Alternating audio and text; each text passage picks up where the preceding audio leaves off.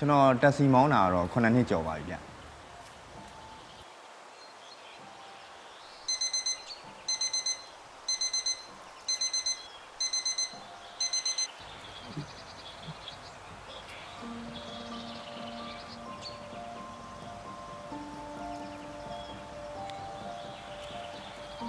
ကျွန်တော်ကမနက်ဆိုရင်6နာရီထားပြီးတော့သမီးလေးအတွက်ကိုမနက်စာပြင်ပေးဖြစ်တယ်ဗျပြီးတော့အရင်တော့ကကျွန်တော်ကစီကားမောင်းတာဆိုတော့မနက်တိုင်းပေါ့နော်စီထဲဖို့အတွက်ကိုစီတန်းရတယ် BYD E2 taxi ကိုမောင်းပြီးတဲ့နောက်မှာနော်မနက်ပိုင်းကျွန်တော်ကအချိန်လေးပိုရလာတော့သမီးလေးကိုလည်းအချိန်ပိုပေးဖြစ်လာတယ်စီဖို့မကုန်တော့ပဲ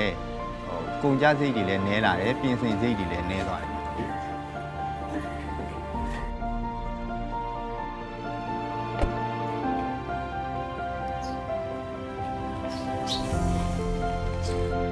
ဆိုရင်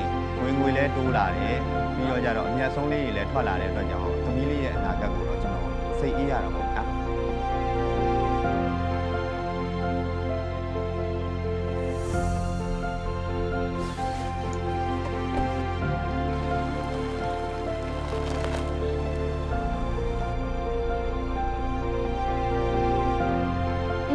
တက်စီစီးရတော့သူကအတန်လဲငြိမ်တယ်ပြီးတော့တက်တာလည်းရှိတယ်ပြီးတော့သူကကားတွင်းကတန်လေးစီးရတယ်ပေါ့နော်သူအဲကွန်းကလည်းကောင်းတယ်အဲ့တော့လိုရခီးကိုသူကစိတ်ချမ်းသာနဲ့သွားနိုင်တယ်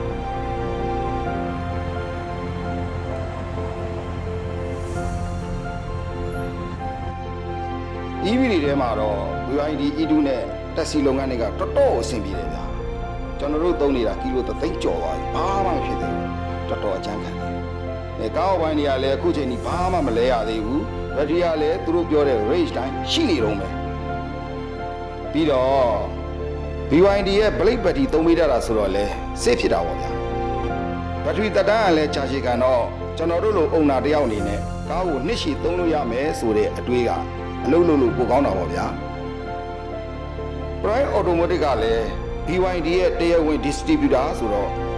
after sales service နဲ့ပတ်သက်လာရင်စိတ်ချရတယ်သူတို့စီမှာတက်ကြွတဲ့ပညာရှင်တွေလည်းရှိတယ်အပေါ်ပစ္စည်းနဲ့ပတ်သက်လာရင်လည်းအဆင်သင့်ရှိတယ်အဲ့ဒီတော့အလုပ်ကမ်းလုပ်ရတဲ့ကျွန်တော်တို့တို့ကတော့ကားနဲ့ပတ်သက်လာရင်နောက်ဆန်တင်းစရာမလိုတော့ဘူး